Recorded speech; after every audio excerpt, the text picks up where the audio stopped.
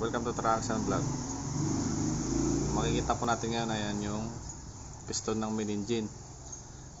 Maalala nyo po nakaraan, yung main engine po natin dinismantle. Ayan po siya.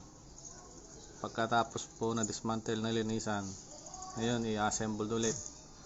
Yan po yung ginagawa nila. Katapos po ma-assemble,